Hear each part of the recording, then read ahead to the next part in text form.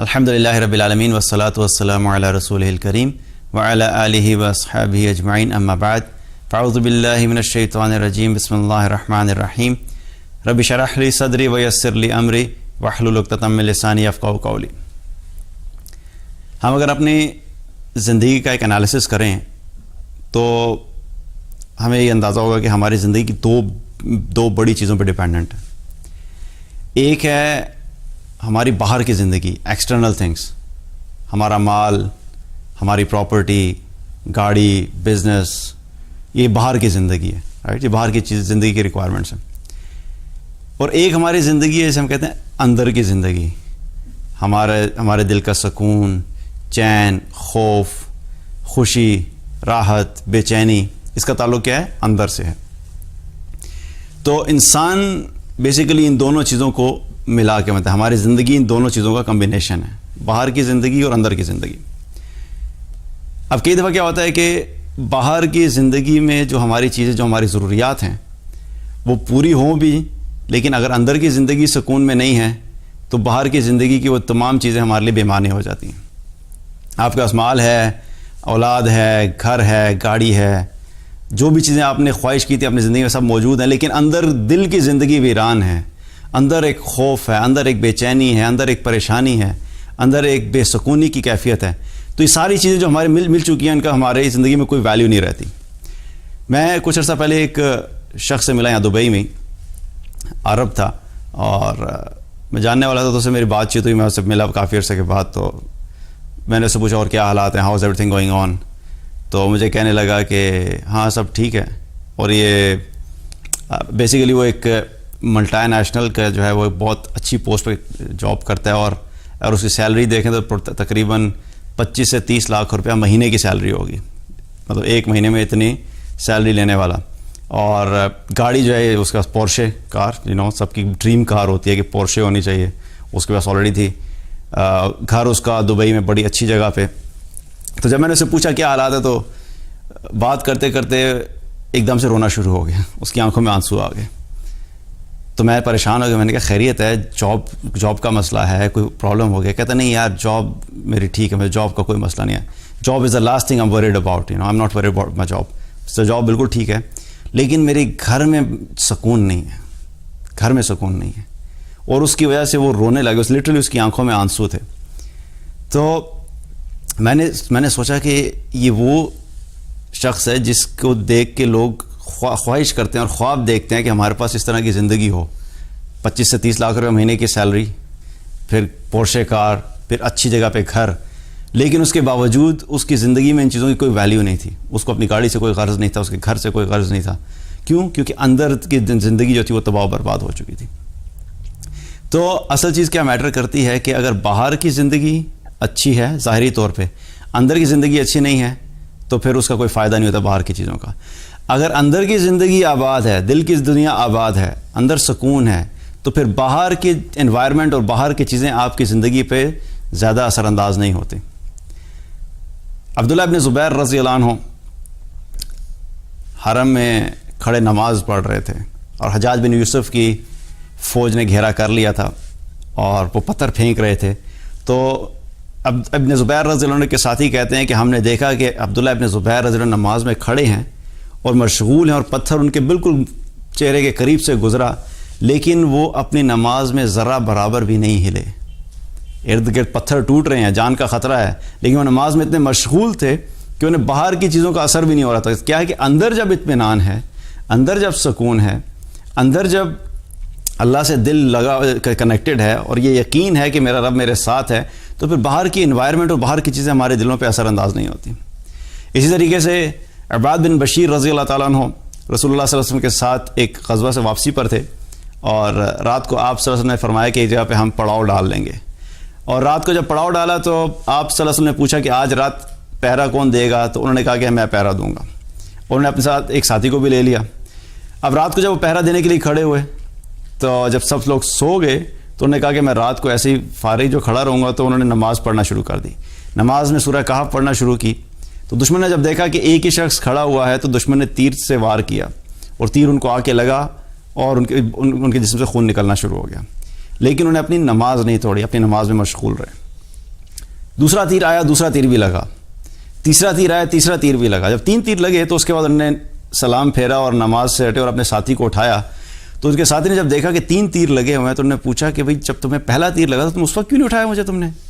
تو انہوں نے کہا کہ مجھے صرف اس چیز کا ڈر تھا کہ رسول اللہ صلی اللہ علیہ وسلم نے مجھے یہ ذمہ داری دی ہے، اس وجہ سے میں نے تمہیں تیسرے تیر پہ بھی اٹھایا. اگر مجھے اپنی ذمہ داری کا احساس نہ ہوتا اور یہ ڈر نہ ہوتا کہ میں اپنی ذمہ داری پوری نہیں کر رہا تو میں چاہے جتنے مرضی تیر چل جاتے میں اپنی نماز کو نہیں توڑتا. تو کیا پتہ لگا کہ اندر کی دنیا جب آباد ہے، اللہ کے ساتھ تعلق ہے، تو باہر کی چیزیں انسان کی زندگی میں بہت کم اثر انداز ہوتی ہیں. تو اب اگر اس کو ہم دیکھ لیں کہ اندر کی دنیا اور باہر کی دنیا، اندر کی زندگی، باہر کی زندگی، تو اس کو ایک کمبائنڈ ورڈ اگر ہم دینا چاہیں تو اس کو کیا ہم کہیں گے؟ اس کا نام کہتے ہیں معیشت. ہمارا ایک معیشت کا کیا کانسیپٹ ہے کہ اکانومی، کہ ہم کہتے ہیں کسی ملک کی معیشت تباہ ہوگی. وہ ہماری اکنامکس کے پرسپیکٹو سے یہ ٹرمینالوجی ٹھیک ہے کہ معیشت تباہ ہوگی، اکانومی کولیپس کرے گی. لیکن اسلام کے پوائنٹ آف ویو سے قرآن میں اللہ تعالیٰ نے ایک لفظ استعمال کیا ہے معیشت. اس سے مراد کیا ہے کہ انسان کے باہر کی زندگی اور اندر کی زندگی، ان دونوں کا کمبینیشن ہے معیشت. اب یہ معیشت جو ہے باہر کی زندگی اور اندر کی زندگی تباہ کب ہوتی ہے، اس کا بھی اللہ سبحانہ تعالیٰ نے قرآن میں بتایا کہ کس وجہ سے یہ معیشت تباہ ہوتی ہے. اللہ سبحانہ تعالیٰ نے قرآن میں فرمایا کہ وَمَنْ أَعْرَضَ عَنْ ذِكْرِي فَإِنَّ لَهُ مَعِيشَةً ضَنْكًا، جو شخص بھی میرے ذکر سے اعراض کرتا ہے ہم اس کی معیشت کو تنگ کر دیتے ہیں. اب ذکر سے اعراض سے کیا مراد ہے؟ ذکر، یہ جو لفظ ذکر ہے اس کو ہمیں سمجھنا بڑا ضروری ہے، کیونکہ اس کی جو مس انڈرسٹینڈنگ اور مسکنسیپشن ہوتی ہے اس کی وجہ سے ہم لوگ صحیح طرح سمجھ نہیں پاتے کہ اس کا مطلب کیا ہوا. اب یہاں ذکر سے مراد کیا ہے کہ جو شخص بھی میری تسبیحات چھوڑ دے گا اس کی زندگی تنگ ہو جائے گی. کیا سبحان اللہ، الحمدللہ، لا الہ الا اللہ، اللہ اکبر کی تسبیحات ہیں. اب اگر آپ یہ نہیں پڑھیں گے تو کیا آپ کی زندگی تنگ ہو جائے گی؟ اس کا کیا مطلب ہے؟ ذکر سے کیا مراد ہے؟ اللہ سبحانہ تعالیٰ ذکر کا لفظ مختلف معنوں میں استعمال کرتے ہیں. ایک ذکر کا معنی کیا ہے؟ تسبیحات بھی ہیں، اس میں تسبیحات بھی شامل ہیں. ایک جگہ قرآن میں اللہ تعالیٰ نے کیا فرمایا کہ نماز کے بارے میں کیا فرمایا؟ اقیم الصلاۃ للذکر، نماز قائم کرو میری یاد والی نماز. اب نماز میں تسبیحات تو ہم پڑھتے ہی ہیں، سبحان ربی العظیم، سبحان ربی الاعلیٰ، وہ تو لازمی طور پہ ہے، اس کے بغیر تو نماز نہیں ہوگی. لیکن کیا ہے کہ اس کے ساتھ ساتھ میری یاد بھی ہونی چاہیے. تو نماز تو تم پڑھ رہے ہو لیکن نماز میں ان تسبیحات کے ساتھ ساتھ میری یاد بھی ہونی چاہیے. تو ذکر کا لفظ کیا بتا رہا ہے کہ اللہ کو یاد کرنا. ایک اس کا مطلب کیا ہے؟ تسبیحات وہ بھی اس کے اندر آتی ہیں. ایک مطلب ہے اللہ کو یاد کرنا، اور ایک مطلب ہے ذکر. اللہ تعالیٰ نے قرآن کو قرآن میں ہی ذکر کہا ہے، اِنَّا نَحْنُ نَزَّلْنَا الذِّکْرَ وَإِنَّا لَهُ لَحَافِظُونَ. ہم ہی ہیں جس نے اس ذکر یعنی اس قرآن کو نازل کیا ہے اور ہم ہی اس کی حفاظت کرنے والے ہیں. تو قرآن کو بھی اللہ تعالیٰ نے قرآن میں ذکر کہا ہے. اب اگر ہم ان تینوں چیزوں کو اکٹھا کر لیں تو اس سے کیا پتہ لگا کہ ہم نے اللہ کی تسبیحات بھی کرنی ہے، اللہ کو یاد بھی رکھنا ہے، اللہ کو یاد کرنا بھی ہے اور اللہ کو یاد رکھنا بھی ہے. یہ دو مختلف چیزیں ہیں. ایک ہے اللہ کو یاد کرنا، زبان سے کہہ دیا آپ نے اللہ کو یاد کیا، اور ایک ہے اللہ کو یاد رکھنا. اللہ کو یاد رکھنے سے کیا مراد ہے؟ جب بھی کوئی عمل کرنے رکھو، جب بھی کوئی عمل کرنے لگو تو یہ یاد رکھو کہ اللہ مجھے دیکھ رہا ہے. کیا یہ میرا یہ عمل اللہ کی نافرمانی کا تو نہیں ہے؟ کیا میرا یہ عمل اللہ کو ناراض تو نہیں کر دے گا؟ کیا میرا یہ عمل اللہ کے اگینسٹ تو نہیں چلا جائے گا؟ اللہ کے حکم کے اگینسٹ تو نہیں چلا جائے گا؟ تو اللہ کو یاد بھی کرنا بھی ہے اور اللہ کو یاد رکھنا بھی ہے. اور قرآن کو بھی اللہ نے ذکر کہہ دیا. تو اس سے کیا پتہ لگا کہ جو شخص بھی اللہ کو یاد رکھتا ہے یا اللہ کو یاد کرنا چھوڑ دیتا ہے، اللہ کو یاد رکھنا چھوڑ دیتا ہے، اللہ کی آیات کو چھوڑ دیتا ہے، اللہ کے قرآن کو چھوڑ دیتا ہے، تو اللہ سبحانہ تعالیٰ کیا فرما رہے ہیں کہ ہم اس کی معیشت کو تنگ کر دیتے ہیں. اب اس سے مراد کیا ہے کہ اس کی باہر کی زندگی بھی تنگ ہو سکتی ہے، اس کی اندر کی زندگی بھی تنگ ہو سکتی ہے، اور دونوں بھی تنگ ہو سکتی ہیں. عین ممکن ہے کہ باہر سب کچھ موجود ہو لیکن اندر سے دل ویران ہو جائے. عین ممکن ہے کہ چیزیں آپ کے پاس موجود ہیں لیکن اندر سکون نہیں ہے. تو اس سے کیا مراد ہے کہ جو شخص بھی اعراض کرے گا اللہ تعالیٰ کہتا ہے کہ ہم اس کی معیشت کو تنگ کر دیں گے. اب معیشت کو تنگ کرنے سے اس سے کیا پتہ لگا کہ اگر ہم اپنی معیشت کو بہتر کرنا چاہتے ہیں، اس کو ہم الٹا کر لیں. اگر ہم اب چاہتے ہیں کہ ہماری اندر کی زندگی اور باہر کی زندگی سکون والی ہو، مطمئن ہو، اچھی ہو، تو اس کا کیا مطلب ہے کہ ہمیں اللہ کی قرآن کی آیات کو اپنی زندگی میں فالو کرنا ہے. اعراض کریں گے تو کیا ہوگا؟ معیشت تنگ ہو جائے گی. اگر اللہ کے ذکر کی، اللہ کے قرآن کی اتباع کریں گے تو کیا ہوگا کہ معیشت ہماری بہتر ہو جائے گی، اندر کی زندگی اور باہر کی زندگی. اور قرآن میں اللہ سبحانہ تعالیٰ نے ان چیزوں کے سولوشن بھی دیا ہے. جب ہم قرآن کی آیات پہ عمل کریں گے، قرآن کی آیات کو اپنی زندگی میں لائیں گے، امپلیمنٹ کریں گے، تو اس کے ذریعے سے اللہ تعالیٰ ہماری دنیا کی زندگی کو بھی بہتر کرے گا اور آخرت کی زندگی کو بھی بہتر کرے گا. اب باہر کی زندگی کی ہم ایگزامپل لیں تو ہماری ضرورت کیا ہے؟ مال ہماری ضرورت ہے. ہم چاہتے ہیں ہمارے پاس اولاد ہو، ہم چاہتے ہیں ہمارے پاس باغات ہو، ہم چاہتے ہیں ہمارے لیے اللہ تعالیٰ رحمت کی بارشیں عطا کرے. تو اس کا سولوشن اللہ نے قرآن میں دیا. فَقُلْتُ أَسْتَغْفِرُ رَبَّكُمْ إِنَّهُ كَانَ غَفَّارًا. تو ہم نے رب کی بارگاہ میں استغفار کرو، بے شک وہ بڑا معاف کرنے والا ہے. يُرْسِلِ السَّمَاءَ عَلَيْكُمْ مِدْرَارًا.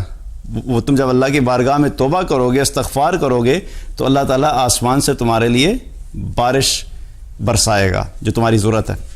مال بھی بارش بھی ہماری ضرورت ہے، توبہ بھی ہماری ضرورت ہے، معاف ہونا کرنا بھی ہماری ضرورت ہے. اس کے علاوہ اللہ تعالیٰ کیا فرماتا ہے؟ وَيُمْدِدْكُمْ بِأَمْوَالٍ وَبَنِينَ. اللہ تعالیٰ تمہیں مال بھی عطا کرے گا، اولاد بھی عطا کرے گا. وَيَجْعَلْ لَكُمْ جَنَّاتٍ وَيَجْعَلْ لَكُمْ أَنْهَارًا. اور اللہ تعالیٰ تمہیں باغات بھی عطا کرے گا اور تمہیں نہریں بھی عطا فرمائے گا. تو ہماری اس باہر کی ساری ریکوائرمنٹس پوری ہوگی، مال بھی کور ہو گیا، اولاد بھی کور ہوگی، بارش بھی کور ہوگی، اللہ کی نعمتیں بھی کور ہوگی، ہماری ایگریکلچر بھی کور ہو گیا. کس چیز پہ؟ کہ اللہ کی بارگاہ میں کثرت سے توبہ کرو، استغفار کرو، اپنے گناہوں پہ ندامت اختیار کرو. اللہ تعالیٰ اس چیز کی گارنٹی دیتا ہے قرآن میں کہ میں تمہاری یہ ساری ریکوائرمنٹس کو پورا کر دوں گا. اسی طریقے سے ہماری دنیا کی زندگی میں ہماری اور کیا ریکوائرمنٹ؟ ہم کہتے ہیں ہمیں مال چاہیے، ہم چاہتے ہیں مال اور چاہیے، ہمارا مال بڑھ جائے. اس کا بھی سولوشن اللہ نے قرآن میں دیا. من ذا الذی یقرض اللہ قرضا حسنا فیضاعفہ لہ اضعافا کثیرا. کون ہے جو اللہ کو قرض حسنا دے، اللہ کی راہ میں خرچ کرے، اللہ کو قرض دے؟ اللہ تعالیٰ کہتا ہے کہ جو بھی میرے راستے میں خرچ کرے گا میں اس کو بڑھا چڑھا کر واپس کر دوں گا. تو ہم چاہتے ہیں ہمارا مال بڑھ جائے، اس کا سولوشن اللہ نے قرآن میں دیا کہ اللہ کے راستے میں خرچ کرو، غریبوں پہ خرچ کرو، اللہ کے دین پہ خرچ کرو، تو اللہ سبحانہ و تعالیٰ تمہارے مال کو بڑھا چڑھا کے تمہیں واپس کر دے گا. تو قرآن میں اللہ نے ہمیں اس کا سولوشن بھی دے دیا. اسی طریقے سے ہماری زندگی میں گناہ ہوتے ہیں اور ہم گناہوں سے ظاہر ہے ہم سب اگر دیکھیں تو ہم چاہتے ہیں کہ ہماری زندگی سے گناہ نکل جائیں. تو اس کا سولوشن بھی اللہ نے قرآن میں دیا. ان الصلاۃ تنہی عن الفحشاء والمنکر. نماز تمہیں برائی اور بے حیائی سے روکتی ہے. تو اپنی زندگی میں نماز کو قائم کرو. جب نماز کو ہم قائم کریں گے تو ایک وقت آئے گا اللہ تعالیٰ ہمارے گناہوں سے ہمیں دور کر دے گا، کیونکہ ہماری نماز جو ہے برائی سے اور بے حیائی سے روکتی ہے. اب اس کا مطلب یہ نہیں ہے کہ بس نماز پڑھ رہے ہیں اور 40 سال تک پڑھتے چلے جا رہے ہیں کہ بس انشاءاللہ ایک دن آئے گا خود ہی چھوٹ جائے گا. کوشش بھی کرنی ہے لیکن گناہوں کی وجہ سے اپنی نماز نہیں چھوڑنی. کیا ہوتا ہے کہ ہمیں شیطان آ کے نا ہمارے ساتھ ریورس سائیکالوجی کھیلتا ہے. وہ کہتا ہے یار تو جھوٹ بھی بولتا ہے، غیبت بھی کرتا ہے، زنا بھی کرتا ہے، شراب بھی پیتا ہے، گالیاں بھی دیتا ہے، گانے بھی سنتا ہے، اتنے سارے گناہ کرتا ہے، وہ صرف ایک نماز پڑھتا ہے. یہ کیا کس قسم کا کمبینیشن ہے؟ تو بہتر ہے کہ تم جو ایک نماز پڑھتے ہو نا تو نماز بھی چھوڑ دو تاکہ ایک طرف ہو جاؤ. لوگ کہتے ہیں نا یار یہ کس قسم کی بات ہے، تم ایک طرف ہونا چاہیے، یا تم اس طرف ہو جاؤ یا تم اس طرف ہو جاؤ. تم نیک کام بھی کرتے ہو ساتھ برائیاں بھی کرتے ہو. تو یہ اگر اس طرف ہونا ہے تو ہم نے کس طرف ہونا ہے؟ اللہ کی طرف ہونا ہے. اگر واقعی چھوڑنا ہی ہے اور ایک سائڈ پکڑنی ہے تو ہم نے شیطان کی سائڈ پہ نہیں جانا. ہم نے کس سائڈ پہ جانا ہے؟ ہم نے اللہ کی طرف جانا ہے. تو میک شور کہ اگر گناہ زندگی میں کبھی ہیں بھی تو نماز نہیں چھوڑنا، کیونکہ اللہ تعالیٰ کیا کہتا ہے کہ تمہاری نماز تمہیں برائی اور بے حیائی سے روکے گی انشاءاللہ. تو اس کا سولوشن بھی مل گیا ہمیں. اسی طریقے سے قرآن میں ہم دیکھیں تو ہماری زندگی میں کیا ہوتا ہے؟ ہم خوف کی کیفیت ہوتی ہے، غم کی کیفیت ہوتی ہے. ہم چاہتے ہیں کہ ہماری زندگی سے خوف اور غم نکل جائے. تو اللہ سبحانہ تعالیٰ نے اس کا بھی سولوشن قرآن میں دیا. وہ کیا ہے کہ فمن تبع ہدایا، جو شخص بھی میری کتاب کی اتباع کرے گا، جو بھی میری ہدایات کے اوپر چلے گا، اس کی زندگی میں سے نہ خوف ہوگا اور نہ وہ غمگین ہوگا. فلا خوف علیہم ولا هم یحزنون. نہ وہ خوف زدہ ہوگا اور نہ ہی وہ غمگین ہوگا. اللہ سبحانہ نے یہ سولوشن بھی ہمیں دے دیا. پھر ہم یہ چاہتے ہیں کہ اللہ ہم سے محبت کرے. اس کا سولوشن بھی اللہ نے قرآن میں دیا. قل ان کنتم تحبون اللہ فاتبعونی. اللہ سبحانہ رسول اللہ صلی اللہ علیہ وسلم نے کیا فرمایا کہ آپ ان سے کہہ دیجئے کہ اگر یہ چاہتے ہیں، قل ان کنتم تحبون اللہ، یہ اگر یہ چاہتے ہیں کہ اللہ ان سے محبت کرے تو آپ ان سے کہیں کہ یہ آپ کی اتباع کریں. جب یہ آپ کی اتباع کریں گے تو یحببکم اللہ ویغفر لکم ذنوبکم. جب یہ آپ کی اتباع کریں گے تو اللہ ان کے گناہوں کو، اللہ ان سے محبت کرے گا اور ان کے گناہوں کو معاف کر دے گا. تو اللہ کی محبت چاہیے تو اس کا سولوشن بھی اللہ نے قرآن میں دے دیا کہ اللہ کے رسول صلی اللہ علیہ وسلم کی اتباع کرو.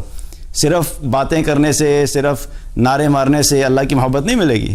آپ صلی اللہ علیہ وسلم کی اتباع جب تک زندگی میں موجود نہیں ہے تو ہماری زندگی میں اللہ کی محبت نہیں آ سکتی. تو اللہ کی محبت چاہیے تو اللہ کے نبی صلی اللہ علیہ وسلم کی زندگی کی اتباع ہمیں کرنی پڑے گی. اسی طرح سے ہم چاہتے ہیں کہ جب دنیا کی زندگی ختم ہوگی تو قبر کی زندگی شروع ہو جائے گی. ہم چاہتے ہیں کہ اللہ تعالیٰ ہمیں دنیا کی زندگی میں ہماری مدد کرے. تو مدد کے لیے بھی اللہ نے ہمیں سولوشن دیا. ان تنصروا اللہ ینصرکم ویثبت اقدامکم. تم اللہ کی مدد کرو, اللہ تمہاری مدد کرے گا اور تمہارے قدموں کو جما دے گا, تمہیں ثابت قدم رکھے گا.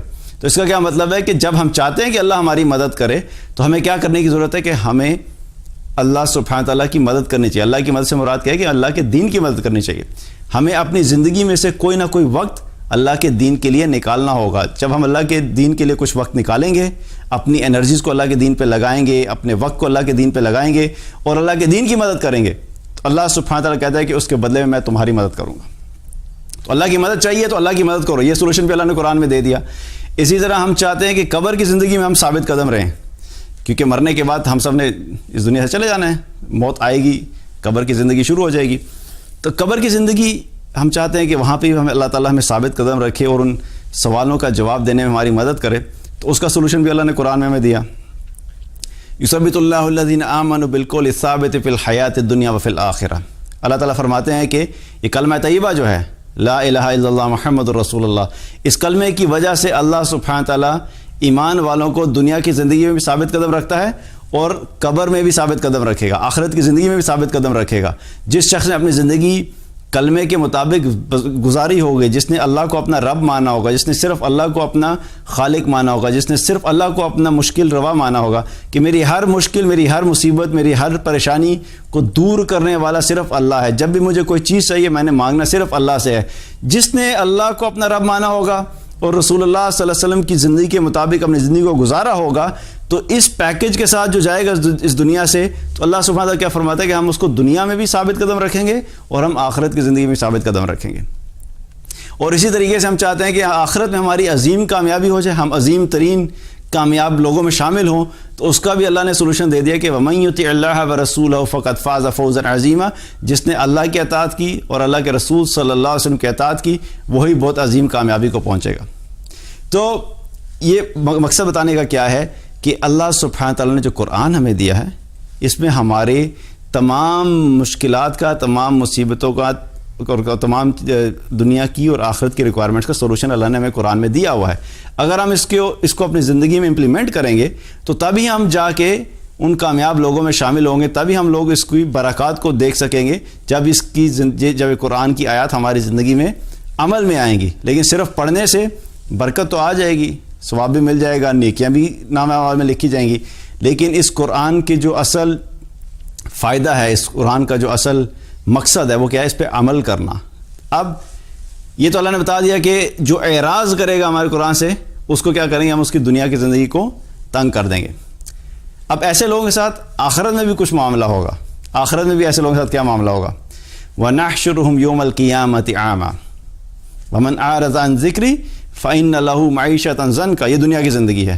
وَنَحْشُرُهُ يَوْمَ الْقِيَامَةِ أَعْمَى, اور ایسے لوگوں کو قیامت کے دن بھی اندھا اٹھایا جائے گا جنہوں نے اللہ کی آیات کو چھوڑا, ان کو اگنور کیا, ان کو امپورٹنس نہیں دی. دنیا کی زندگی بھی گئی اور آخرت میں بھی اللہ تعالیٰ کہتا ہے کہ ہم ایسے لوگوں کو اندھا کر کے اٹھائیں گے.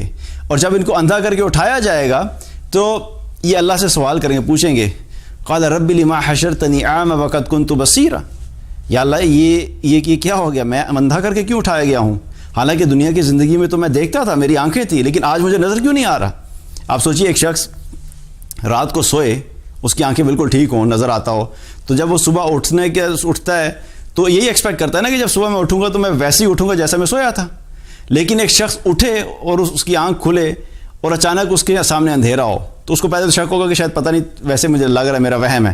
لیکن جب اس کو یقین آ جائے کہ اب اس کو نظر نہیں آ رہا, اس کی نظر چلی گئی ہے, تو اس کی کیا کیفیت ہوگی, اس کی پریشانی, اس کا خوف, اس کا غم, وہ چیخو پکار کرے گا پورے گھر میں, سب کو بلائے گا, دیکھو مجھے کیا ہو گیا ہے, میں دیکھ نہیں پا رہا, مجھے نظر نہیں آ رہا.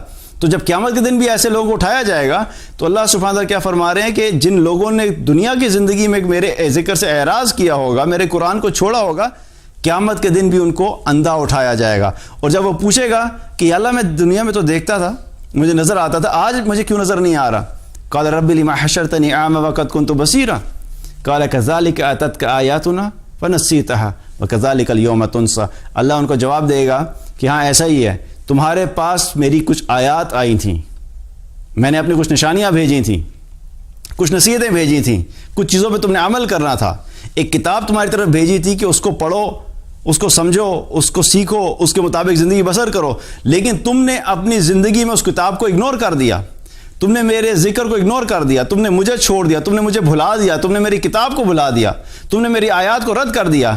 جس طرح تم نے مجھے دنیا کی زندگی میں چھوڑا تھا، آج کے دن تمہارے ساتھ وہی ہوگا، میں تمہیں چھوڑ دوں گا۔ جس طرح تمہاری زندگی میں میری کوئی ویلیو دنیا کی زندگی میں نہیں تھی، آج قیامت کے دن میرے سامنے تمہاری کوئی ویلیو نہیں ہے۔ اللہ سبحانہ تعالیٰ کے نزدیک ایسے شخص کی کوئی ویلیو نہیں ہوگی قیامت کے نزدیک جس نے اللہ کی کتاب کو چھوڑ دیا اور اللہ کو دنیا میں چھوڑا ہوا ہوگا۔ تو دیکھیے ایک چیز یاد رکھیں کہ دیر از اے پرائز ٹو ایوری تھنگ۔ آج ہم جو دنیا کی زندگی گزار رہے ہیں، اس میں ہر چیز کا ہمیں قیامت کے دن یا ہمارے فائدے میں ہوگی یا نقصان میں ہوگی۔ تو یہ قرآن جو اللہ نے ہمیں دیا ہے، اس کی اتباع جب ہم کریں گے، جب ہم اس کے ساتھ کنیکٹ ہوں گے، اس کو اپنی زندگی میں لے کر آئیں گے، تبھی ہم دنیا میں بھی کامیاب ہو سکتے ہیں اور آخرت میں بھی کامیاب ہو سکتے ہیں۔ اور ایک بڑی مسکنسیپشن ہے کہ یار ہم دین پہ چلیں گے، اگر سے پورے دین پہ چلنا شروع کر دیں گے، قرآن و سنت کے مطابق زندگی بسر کریں گے، تو ہم نے تو فقراء ہوگی مر جانا ہے، ہم تو دنیا میں جو ہے نا بالکل ہی رہ ہی جائیں گے، اسے کہتے ہیں رہ ہی جائیں گے، دنیا میں ہمیں کوئی فائدہ حاصل نہیں ہو سکتا۔ صحابہ کی زندگی میں جب انہوں نے قرآن کو اپنی زندگی میں امپلیمنٹ کیا، رسول اللہ صلی اللہ علیہ وسلم کی زندگی کو فالو کیا، تو اللہ سبحانہ وتعالیٰ نے دنیا کی زندگی میں بھی وہ کچھ عطا فرمایا کہ صحابہ کہا کرتے تھے کہ اگر ہم خود اپنی محنت کی وجہ سے دنیا میں یہ سب کچھ حاصل کرنا چاہتے تو ہمیں یہ سب کچھ نہیں مل سکتا تھا جتنا ہم نے اللہ اور اللہ کے رسول کی اطاعت کرنے کی وجہ سے اللہ تعالیٰ نے ہمیں دے دیا۔ سعد بن ابی وقاص رضی اللہ تعالیٰ عنہ، ان کے پاس جب دین میں جب داخل ہوئے تھے کیا تھا لیکن کیا ہوا کہ انہوں نے قرآن پہ عمل کیا، رسول اللہ صلی اللہ علیہ وسلم کی زندگی کی اتباع کی، اور ایک وقت آیا کہ اللہ تعالیٰ نے ان کے ہاتھوں پہ ایران کو فتح کروایا۔ ایران میں داخل ہوئے تھے سعد بن ابی وقاص رضی اللہ، اور ایران کے بارے میں اس وقت کے ایران کے بارے میں کوئی سوچ بھی نہیں سکتا تھا کہ کوئی دنیا کی طاقت آ کے ایران کو اس طریقے سے تباہ کر سکتی ہے، لیکن اللہ تعالیٰ نے فتح نصیب فرمائی۔ کس وجہ سے؟ اللہ اور اللہ کے رسول کی اطاعت کی وجہ سے۔ اسی طریقے سے ابو ہریرہ رضی اللہ تعالیٰ عنہ، کیا تھا ایک وقت ایسا تھا کہ اصحاب صفہ میں ہوتے تھے، وہ اصحاب صفہ وہ لوگ تھے جو آپ صلی اللہ علیہ وسلم کے صحبت میں رہتے تھے، مسجد میں وہیں پہ رہتے تھے، وہیں پہ سیکھتے تھے، وہیں پہ رہتے تھے، ان کا سب گزر بسر وہیں پہ تھا۔ تو ابو ہریرہ رضی اللہ عنہ اصحاب صفہ میں رہے تقریباً 3.5-4 سال، اور وہ اپنی کیفیت خود بیان کرتے ہیں کہ ایک وقت ایسا کئی دفعہ ایسا ہوتا تھا کہ میرے اوپر یہ کنڈیشن آ جاتی تھی کہ میرے پاس کئی وقت کا کھانا نہ کھانے کی وجہ سے میں بے ہوش ہو جاتا تھا، غشی ہو جاتی تھی، اور میں گلی میں پڑا ہوتا تھا کیونکہ کھانے کے لیے کچھ نہیں تھا۔ یہ وقت تھا ابو ہریرہ رضی اللہ تعالیٰ کا۔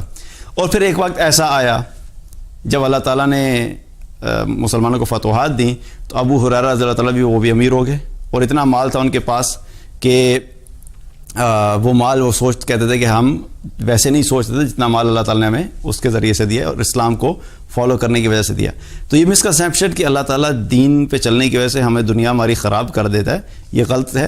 اللہ سبحانہ تعالیٰ آزماتا ضرور ہے، وقتی طور پہ آزمائش آ بھی سکتی ہے، لیکن جب ہم قرآن کی اتباع کریں گے، دین پر چلیں گے، تو اللہ سبحانہ تعالیٰ ہماری دنیا کی زندگی کو بھی بہتر بنائے گا اور آخرت کی زندگی کو بھی بہتر بنائے گا۔